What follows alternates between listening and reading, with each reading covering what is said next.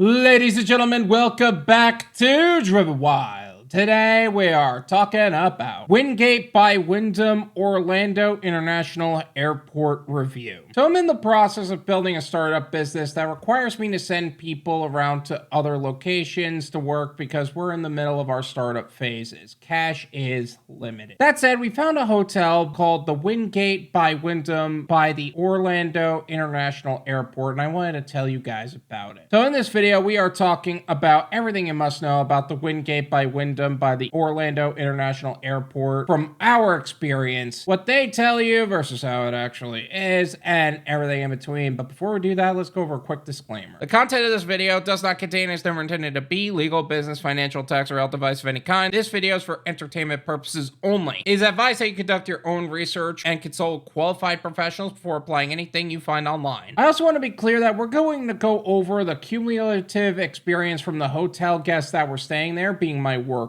the business owner, me, who is booking this remotely as a startup business, and my experience with this hotel may not reflect yours. So with that said, let's get started. Booking the hotel. I had to get my workers out of the hotel we booked for them previously rather quickly because of how gross it was. So we needed a place that was going to book quickly. We found a place relatively close to where they were that was more comfortable and closer to civilization. There were just more restaurants, more things nearby. If you want to see the previous hotel we stayed at, I made a video talking about them as well. I will leave that in the description. Feel free to check that out. I called them directly to see if they had rooms available and booked them over the phone. I also made sure that they could check in if I wasn't there, and we booked it, checking in. Now, after my last conversation with them, I assumed that we would be all good, or at least I would get sent something in the email about the reservation. Alas, I was wrong. I got a call from one of the workers I sent over there, who then handed the phone to the front desk person, Elizabeth, and she explained that it was no problem, but I need to fill out a credit card authorization form. Honestly, this wasn't much of an issue for me, but what I found interesting was how analog the form was. They sent a PDF, not a web form, where I could just type everything in. And no places on the phone where I could just click and type in that way. It was literally just a PDF with no inserts. In my opinion, this just leads to sloppy forms with text boxes all over the place from customers who aren't as adept at PDFs, or someone printing out the document, writing out the form in questionable handwriting and sending it back that way. Really, it isn't that big of a deal either, but even the La Quinta that we stayed in had a web form, even if it led to errors, so this was odd to me.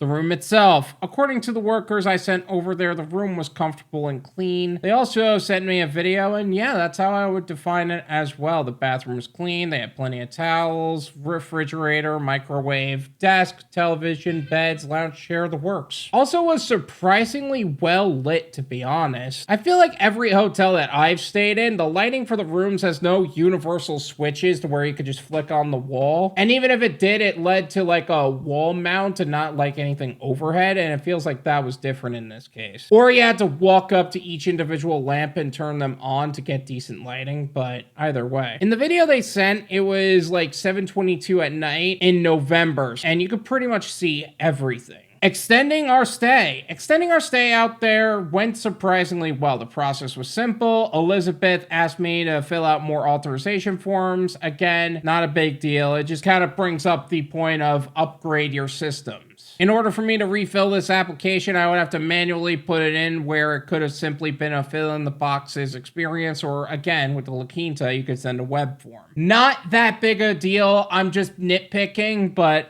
it is what it is. Some of the amenities. I'm gonna be honest, I'm not even sure if they had time or experienced some of the amenities themselves, but from what I read online, the amenities include being 100% smoke-free, 24-hour front desk, an ATM, airport shuttle for free, banquet facilities, business center, coffee, tea maker, cribs available, early check-in available, elevators, families oversized rooms available, fitness center, flat screen televisions, free breakfast, breakfast, free parking, free Wi-Fi, gift shop, hair dryer, hot tub on site, meeting room near public transportation, on-site guest laundry, pool outdoor, room service, and sundries market. To be honest, there's not a whole lot more to this. I just think that this was a quality experience with quality people working there. Again, there could be some other upgrades, but I just wanted to make sure that I was being as authentic as possible and making sure that those who do well get credit for what they do and those who don't get held accountable as well. Thank you so much for watching. I really appreciate it. As always, make sure to hit the like button,